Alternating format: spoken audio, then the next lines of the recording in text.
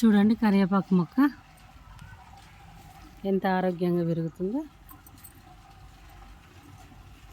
ముఖ్యంగా కరివేపాకు మొక్కకి పెరగాలంటే పైన ఈ మనకు కరివేపాకు అవసరం ఉన్నప్పుడు ఇట్లా కొమ్మ ఉంటుంది కదండి, ఈ కొమ్మకు కింద ఆకులు తెంపడం కాదు, పైన చూడు ఈ పైన ఇది ఉంది కదా,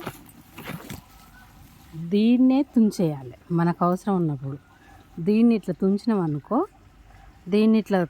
అనుకో దీనికి ఇగో నేను మొన్న ఒకసారి తుంచాను, ఈ మధ్యలో ఉన్నది తుంచినందుకు అటువైపు కొమ్మ ఇటువైపు కొమ్మ వస్తుంది. మధ్యలో తుంచాలి కరివేపాకు కావాలన్నప్పుడు. కొంతమంది ఏం చేస్తారంటే కరివేపాకు కావాలంటే ఇగో ఇక్కడ కింది నుంచి ఇగో ఇట్లా ఇట్లా తెంపుతుంటారు. ఇవి తెంపితే వేస్ట్ అండి, ఇవి కాదు తెంపేది. మనకు మొక్క పెరగాలంటే ఈ బ్రాంచ్ ఇగో ఇవన్నీ నేను తెంపడం వల్ల, ఇగో ఇవన్నీ నేను ఇట్లా కొమ్మలు తెంపడం వల్ల ఇట్లా వచ్చినాయి.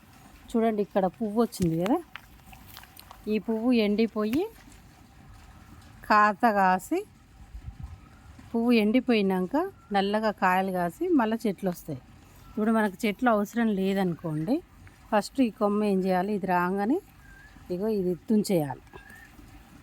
తుంచేస్తే మనకి ఇంకొక బ్రాంచ్ వస్తుంది ఇక్కడ నుంచి. తుంచలేదనుకో ఇగో ఇట్లా చూడండి ఇది వచ్చింది. ఇప్పుడు నేను ఇది తుంచేస్తే అక్కడ ఇంకొక బ్రాంచ్ వస్తుంది. తుంచలేదనుకో అది అంతవరకే ఎండిపోయి నల్లగా కాయలు కాసి గింజలు వేసి కింద చెట్లు వస్తూ ఉంటాయి. ఇక ఆల్రెడీ మాకు కింద చెట్లు వచ్చినాయి, ఇంకా అవసరం లేదు కాబట్టి నేను తుంచేస్తున్నట్లు. కింద కూడా ఒకటి ఉంది.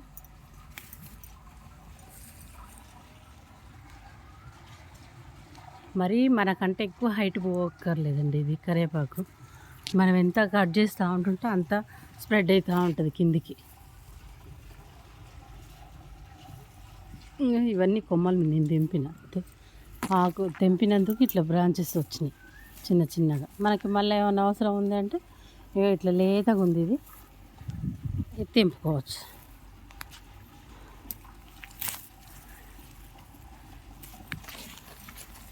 కరివేపాకు ఏంటంటే కొంచెం లేతగా ఉంటే స్మెల్ బాగుంటుంది, మరి ముదిరిపోయిన దానికంటే.